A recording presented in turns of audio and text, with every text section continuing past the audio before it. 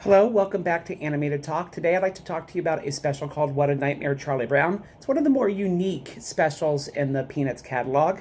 It comes from this DVD. It's a DVD I got from my local library. This is Charlie Brown and Friends, and it's actually basically just the 1970s collection for the Peanuts Volume 2, Disc 2. And it essentially has three specials on it. It has What a Nightmare, It's Your First Kiss, and You're the Greatest, Charlie Brown. Today I want to talk mainly about What a Nightmare. That's what I'm going to focus on. But I did want to show you the DVD.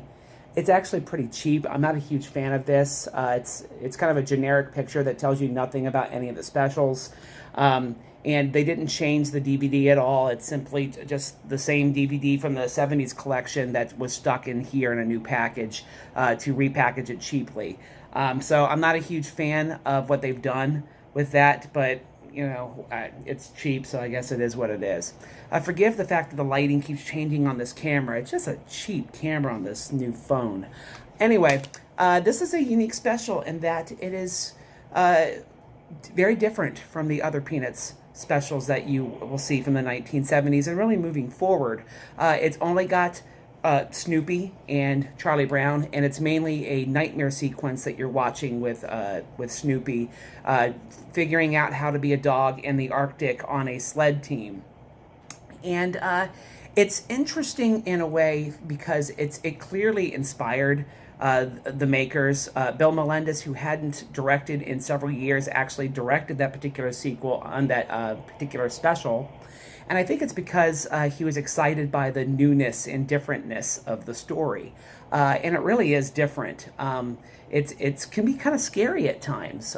Snoopy is really being neglected on this sled team. He's going through a hard time, and Snoopy kind of has to learn how to find that animal within for him to be less civilized. So it's a very different story, and I think Melendez did a really nice job of pacing it.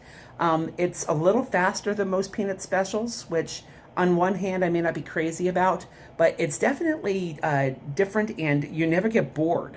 It moves relatively quickly, and it doesn't necessarily ever stay static, even though there really isn't dialogue to drive the story. So it's pretty good when it comes to how well it's made. It's also has really solid animation, and a really great part of the special, and probably the most interesting animation-wise thing that they've done in the Peanut sense.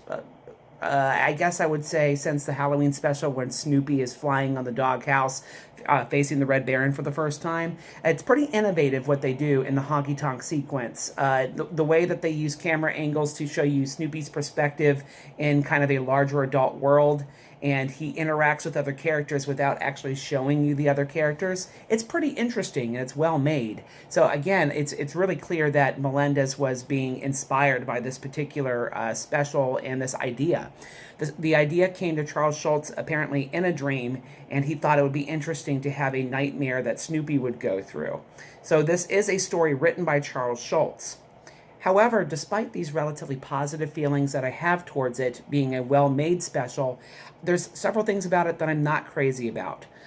First of all, it is just very different from the rest of the Peanuts, and it feels out of place for the type of feel of the show. It doesn't have that kind of bittersweet, psychological, philosophical bent that the Peanuts usually have.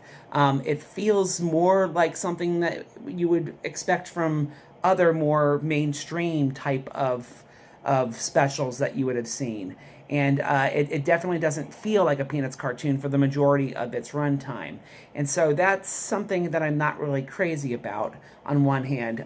It's also kind of the beginning of Charles Schulz moving away from having specials that are based upon the characters really sorting through their emotions. And this is kind of the beginning of what I would look at as the era of special event Peanuts, which I'm not really fond of for the most part.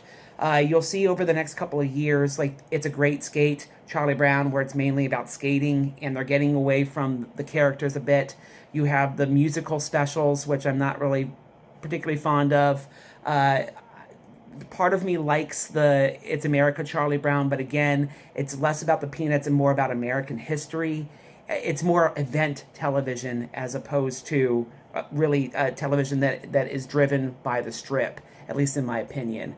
And so I'm not really crazy about kind of what started here. This was kind of the beginning of a trend of Peanuts getting away from really the root of who they were. I'm also not crazy about the music in the special. There is a song, Overly Civilized Dog, which plays a couple of times, which kind of has the feel of the music from like Snoopy Come Home, which is okay. However, it's definitely not the Vince Guaraldi Peanuts that really feels like it's emanating from the characters. It's more of a song that's more of a commentary on the action as opposed to something that feels natural with the Peanuts. So I'm not really crazy about the music to this special either. It's not bad, but it's really just doesn't feel in place with these particular characters. In general, this is a short that I have a hard time recommending, especially if you have young kids, because it's a little scary. Snoopy really is being abused in this cartoon, and you actually see, and I'm not going to give anything really away, but you see on-screen death in this particular short. This is the Peanuts cartoon, and you see on-screen death. So if you have young kids, don't watch this particular special, or at least make sure they don't watch it.